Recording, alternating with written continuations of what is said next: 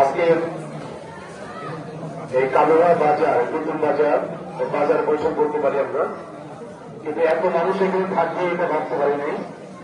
এই অনুষ্ঠানের মধ্যমণি আমাদের কালীঘাটি এলাকার নির্বাচনের মনোনীত প্রার্থী, বিএনপির প্রার্থী, সর্বজন সক্রিয়, অত্যন্ত ভদ্র এবং ভালো মানুষ, মানবিক মানুষ, যিনি যাকে বিএনপি নমিনেশন দিয়েছেন, আমাদের সবার প্রিয় যারা ডক্টর প্রধানমন্ত্রী সাহেব এখানে উপস্থিত। আমাদের আপনাদের সর্বজন শ্রদ্ধেয়, খুবই পরিচিত কালিয়াটির বীর মুক্তিযোদ্ধা, কালিয়াটির সাবেক সভাপতি জনাব সদর মাহমুদ, আমাদের ভোটাররা সহ পাইকরার বিভিন্ন নেতৃবৃন্দ, মুরব্বী, আমাদের টিচার, শিক্ষক, মা বোনেরা, এটা জনসভার মতো হয়ে গেছে। জনসভায় সবাই বক্তব্য দেয়, নেতারা মাইক নেবে, সবাই বক্তব্য দেয়, কিন্তু আমি বক্তব্য দেব না, যেহেতু নির্বাচনী বাজার বৈঠক, আপনাদের নির্বাচন নিয়ে কথা বলি। কি বলেন আপনারা? আমাদের এখানে অনেক মা খাওয়াতে দেখতে পাচ্ছি, আমার ভালো লাগতেছে। অর্ধেক ভোটার হচ্ছে মহিলা, অর্ধেক ভোটার হচ্ছে মহিলা। সুতরাং আমরা যখনই মা খাওয়াতে দেখি আমরা সব থেকে বেশি খুশি হই, কারণ অর্ধেক ভোটার হচ্ছে মহিলা। আর এই যে এখানে যারা বসে আছে, এরা গত 50-60 বছর যাবৎ আমাদের এই শুকুর ভাই, আমাদের কুমারকে অনেকদিন করে দেখলাম, 40-50 বছর ধরে আর যারা বসে আছে মঞ্চে, এরা সবাই একদম বাংলা শিখে, মানে সাধারণকে শুরু করে এরা এমপি হতেছে ঠিকই। কি বলেন আপনারা? কিন্তু আমি যাদের সাথে কথা বলবো তারা হচ্ছে এই গ্রামে অনেকে বউ হয়ে আসছেন, অথবা ছোট ছোট ছেলেমেয়েরা গত 17 বছর এই দেশে প্রেসিডেন্ট হাসিনা কোন নির্বাচন হতে দেয় না। আপনারা কেউ ভোট দিতে পারলেন? ভোট দিতে পারছেন? এবার তো আপনারা ভোট দিতে চান, তাই না? পাইকারি ইউনিয়নে আগে তো জোর জবরদস্তি করে, চুরি করে, তারপরে বিভিন্ন ভাবে মধ্যস্থির থেকে সাহেব কিছু কিছু ভোট পাচ্ছ, তাই না? আগে এবার কি সে কোনো ভোট পাবে? কেন পাবে না? তার তো কোনো দল নাই, দল আছে? সে কি রাষ্ট্র ক্ষমতায় যাবে? সে কি তার সারা জীবনে যতবার এমপি মন্ত্রী হয়েছে সে কি তার কথা রাখছে? এই এলাকার কোন উন্নয়ন সে করছে? আপনার উন্নয়ন চান? সত্যি চান?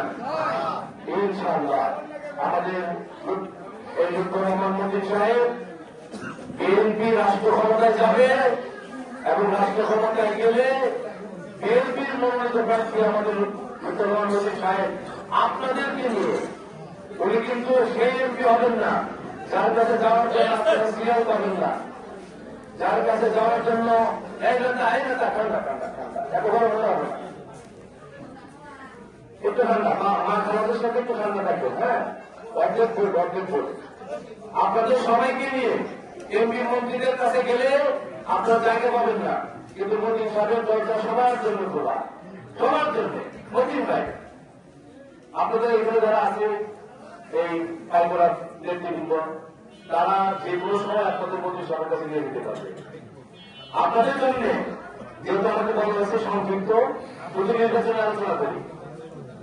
আপনাদের জন্য আমাদের যারা তারেক রহমান সাহেব রাষ্ট্র কাঠামোতে আমাদের একটি কথা দিয়েছেন, সেখানে অনেক কথা বলেছেন। আমি শুধু দুটি কথা বলবো।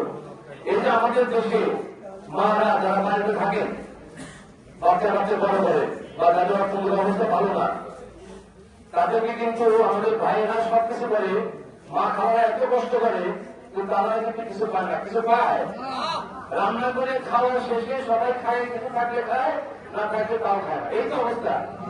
সেজন্য আমাদের তারেক সাহেব বলেছেন, আমি আমাদের এই মায়েদের দিকে তাকিয়ে তাদের সবার জন্য নিশ্চিত করে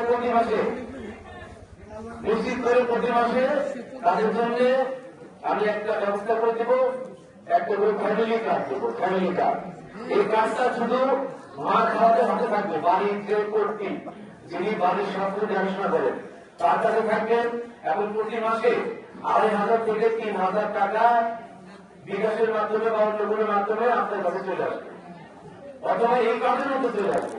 এই কার্ডটা নিয়ে গিয়ে আপনি দোকানে গিয়ে আপনার ইচ্ছা মতো যা ইচ্ছে তাই কিনতে পারবেন। এটা হচ্ছে ফ্যামিলি কার্ড।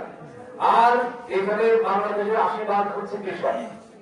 কৃষকরা শুধু সারা মাস চাষাবাদ করেন, অনেক সময় বন্যা খরা বিভিন্ন ভাবে ফসল ক্ষতি হয়, অনেক সময় সারের দাম বেশি, বীজের দাম বেশি, এই জন্য ক্ষতি হয়। কি বলেন কৃষকেরা? এখন আপনাদের জন্য যদি সরকার একটা স্থায়ী ব্যবস্থা করে দেয় সেটা কি ভালো? আমাদের তারক সাহেব বলেছেন আপনাদেরকে একটা করে কৃষক কার্ড দেবে। এই কার্ডটা কি? এই কার্ডটা হচ্ছে এর মধ্যে আপনাদেরকে যদি হঠাৎ করে সারের দাম বেড়ে যায়, এই কার্ড নিয়ে আপনারা সারের ন্যায্য মূল্যে আপনারা সার একটা দাম বীজ করে দেবেন, এর বেশি দাম রাখবেন না। অনেক সময় ভালো বীজ পাওয়া যায় না, সরকার থেকে ভালো বীজ দেবে, এই কার্ড যার কাছে থাকবে সে পাবে। এই কার্ডটা কিন্তু দল মত নির্বিশেষে সবাইকে দেবে, শুধু বিএনপি কিন্তু না, সবাইকে দিবে। এটা ভালো না? সবাইকে দিবে। এমন সর্বশেষ আপনাদের যাদের লোন আছে, কোনো কারণে আপনারা কৃষি ঋণ শোধ করতে পারেন নাই, কেউ কেউ ব্যাংকের লোন নিয়েছে শোধ করতে পারেন নাই, কেউ কেউ আবার আপনাদের ডিস্টার্ব করে বাড়িতে এসে ব্যাংক থেকে আপনাদের ডিস্টার্ব করে মামলা হয় না? তাদের সব বলছে 10,000 টাকা পর্যন্ত কৃষি ঋণ উনি মাফ করে দেবেন। আপনার খুশি হয়েছে? এত টালি দেন,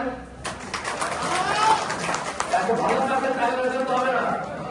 আমাদের আলোচনার রাজনৈতিক বক্তব্য, এই নির্বাচনী বক্তব্য আমরা নিতে চাই না। শুধু এটুকু বলতে চাই, বিএনপি রাষ্ট্র ক্ষমতায় যাবে, তাই তো? কেন যাবে? 300 আসনের মধ্যে 151 লাখ নির্বাচন, তাই না? এখন এই যে জামাত তো নাই আমাদের দেশে, পাইলে 20-30 সিট পাইলে পাইছে, মানে যদি তারা হাত পাত যাকে ক্ষমতা যাবে। কিন্তু আমি বলতে চাই, আমাদের কালীহাতি আলোচনা করতে চাই একটু। কালীহাতিতে যারা আব্দুল লতিফ সিদ্দিকী সাহেব সদন নির্বাচন করতে আসছে, একাই একজন। উনি এমপি হলে কি করবে? আপনাদের 50 বছরে যে কিছু করতে পারে নাই, যার বয়স 88 বছর, আল্লাহ তাআলা ওনাকে 100 বছর আরো 12 বছর বাঁচিয়ে রাখুক, উনি বাড়িতে থাকুক, আমরা সালাম দিব, দেখা করব, দোয়া করব, আমরা সম্বর্ধনা দিব সিনিয়র সিটিজেন হিসেবে। কি বলে? তার কি রাজনীতি দরকার আছে?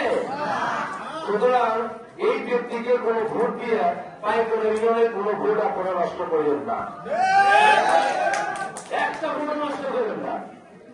আরো দু একজন হয়তো আসবে আমাদের এই ঘরের লোক, আপনাদের রিকোয়েস্ট করি তাও একটা ভোট নষ্ট করেন না, একটা ভোট নষ্ট করেন না।